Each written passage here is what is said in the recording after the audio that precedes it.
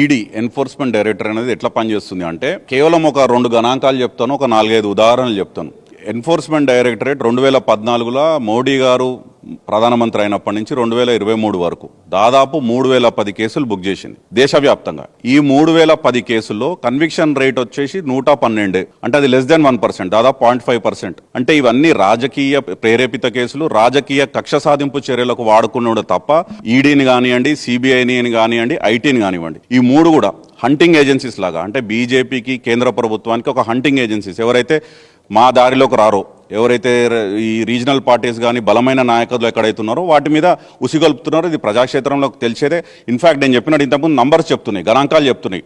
అంటే 10 సంవత్సరాలలో కేవలం 0.5% మీకు కన్విక్షన్ అయింది అంటే that it self tells. And ఇంకొక గణాంకం ఏంటంటే ఈ ఫైల్ అయిన కేసెస్లో 3010 కేసుల్లో 95% కేసులు కేవలం రాజకీయ ప్రత్యర్థుల మీదనే ఈడీ కేసులు ఫైల్ చేసింది.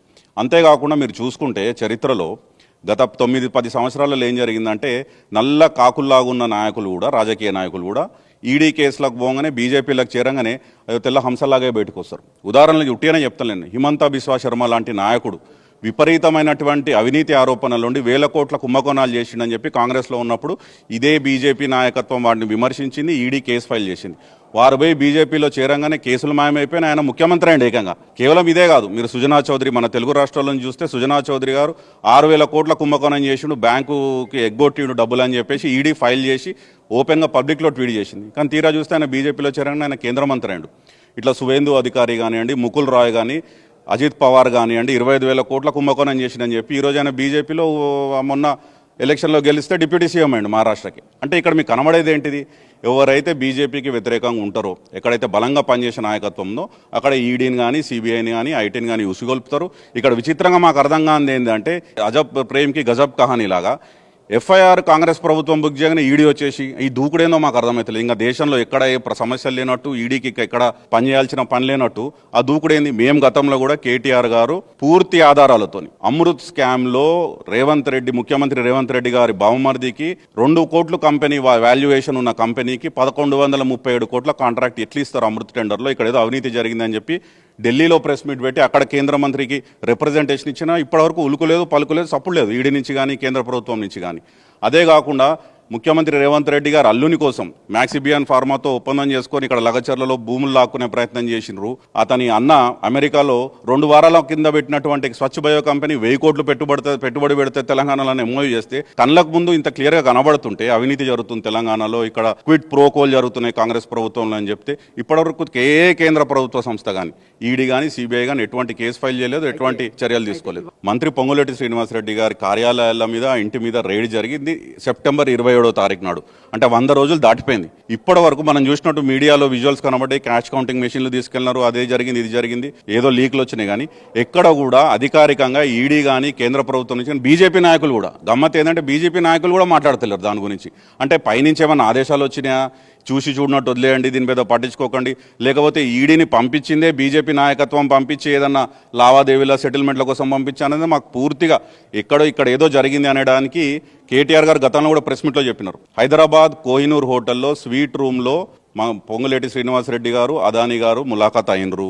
అక్కడ ఏం చర్చలు జరిగినాయి, వాళ్ళిద్దరి మధ్యలో ఏం ఒప్పందం జరిగింది అన్నది వాళ్ళే బయట పెట్టాలి. ఎందుకంటే ఈడీ ఏదైతే విధంగా ప్రవర్తించిందో పొంగులేటి శ్రీనివాసరెడ్డి గారి ఇంటి రైడ్ మీద ఇప్పటివరకు ప్రెస్ నోట్ కూడా ఇవ్వకపోవడం అనేది చాలా అనుమానాలకు తారదీస్తుంది. దీని వెనుక పెద్ద కుంభకోణం ఉంది. మెగా కృష్ణారెడ్డి, పొంగులేటి శ్రీనివాసరెడ్డి, అదానీ ముగ్గురు కలిసి పెద్ద కాన్స్పిరసీ చేస్తున్నారు తెలంగాణలో అనేది మాకు పూర్తిగా అనుమానాలు కాదు, మేము పదే చెప్తున్నాము. రాబోయే రోజుల్లో పూర్తి ఆధారాలతో బయటపెడతాం. ఇక్కడ గత 14 నెలల్లో దిక్కుమాలిన పరిపాలన తప్ప అరెస్టులు, గొంతు నొక్కే ప్రయత్నం చేసుడు, బీఆర్ఎస్ నాయకులని అక్రమ కేసులో నిర్బంధించడే తప్ప ఇక్కడ ఏ పథకం అమలైంది? 6 గ్యారంటీలు అన్ని వర్గాలను మోసం చేసింది రేవంత్ రెడ్డి గారి ప్రభుత్వం. ఇక్కడ రైతులను మోసం చేసి ఇప్పటివరకు రూపాయి రైతు బంధు ఇవ్వలేదు, రైతు భరోసా. అవ్వాతాతలకు 4000 పెన్షన్ చేస్తామన్నారు, 2000 వాళ్ళకి ఇవ్వలేదు. విద్యార్థులకు 5 లక్షల భరోసా క్రెడిట్ కార్డు ఇస్తామన్నారు, వాళ్ళని మోసం చేసిరు. మహిళలకు ప్రతి నెల 2500 రూపాయలు ఇస్తామన్నారు, మహిళలను మోసం చేసిరు. అసలు వీళ్ళు మోసం చేయని వర్గం లేదు. ఈ 6 గ్యారంటీలే కాదు, ఇంకా 420 హామీలు ఉన్నాయి. బహుశా ఈ రేవంత్ రెడ్డి గారు హర్యానా పోయి అక్కడ పోయి ఇదే మాట చెప్తే అక్కడ కాంగ్రెస్ పోయింది, మొన్న మహారాష్ట్రకు పోయి ఇదే అబద్ధాలు చెప్తే అక్కడ మహారాష్ట్ర పోయింది, ఈరోజు ఢిల్లీకి పోయి కూడా ఇవే అబద్ధాలు చెప్తున్నాడు. ప్రజలకు తెలియదని కాదండి, అక్కడ అందరి ప్రజలకు తెలుసు తెలంగాణలో ఏం జరుగుతుంది, ఇక్కడ వాళ్ళు ఇచ్చిన గ్యారంటీల పరిస్థితి ఏంది, ఈ 420 హామీలు ఏంది అనేది పరిస్థితి తెలుస్తుంది. ఇంకొకటి మీరు అడిగిన రెండో క్వశ్చన్, రేవంత్ రెడ్డి గారు ఢిల్లీ పోయి అక్కడ కేంద్ర మంత్రి గారు ఇక్కడ ఈడీ కేసు ఫైల్ చేసింది అంటే మీరు అక్కడే అర్థమవుతుంది కదా వాళ్ళిద్దరి మధ్యలో ఏం జరుగుతుంది. మేము చెప్పడం కాదు, బీజేపీలో ఉన్నటువంటి ఎంపీలు గతంలో బండి సంజయ్ గారు ఓపెన్గా చెప్పినారు, మీరు మేము కొట్లాడుకోకూడదు, కాంగ్రెస్ బీజేపీ కొట్లాడకూడదు, ముందు అక్కడక్కడ ఉన్నటువంటి బీఆర్ఎస్ పార్టీని బొందబెట్టాలి అని బండి సంజయ్ గారు ఈరోజు ఆయన కేంద్ర మంత్రి, సహాయ మంత్రి, ఆయన స్థాయి వ్యక్తి మనిషి అంటే ఆ స్థాయిలో ఉన్న వ్యక్తి అంత ఓపెన్గా మాట్లాడినాక కూడా ఇంకా అనుమానాలకు తావేడుంది. అరవింద్ ధర్మపురి గారు కూడా గతంలో మాట్లాడినారు. వారికి ఇప్పటికీ ఇంకా బీఆర్ఎస్ని విమర్శించడము, బీఆర్ఎస్ నాయకులను విమర్శించడమే తప్ప కాంగ్రెస్ పార్టీ వైఫల్యాలను కానీ ఇక్కడ రేవంత్ రెడ్డి గారి ప్రభుత్వాన్ని కానీ వాళ్ళు ఇచ్చిన గ్యారంటీలు మోసం చేసిన హామీల గురించి కానీ ఎక్కడ కూడా బీజేపీ నాయకులు ఎక్కడ కూడా చప్పుడు చేస్తారు. ఈ రోజుకి కేసీఆర్ గారు తిట్టడము, కేటీఆర్ గారు తిట్టడము, బీఆర్ఎస్ పార్టీ నూరి పోసుకోవడం తప్ప ప్రజల పక్షాన ప్రజా సమస్యల మీద ఇప్పటివరకు బీజేపీ నాయకత్వం మాట్లాడతలేరు. ఇది క్లియర్ కట్గా ఈ కేసుతోని కేటీఆర్ గారిని వేధించాలి అనే, హరాస్ చేయాలి అనే ఉద్దేశం తప్ప ఇక్కడ వేరేదేం కనబడతలేదు. దీనికి రెండు పార్టీలు హ్యాండ్ ఇన్ గ్లవ్ కలిసి పనిచేస్తున్నాయి.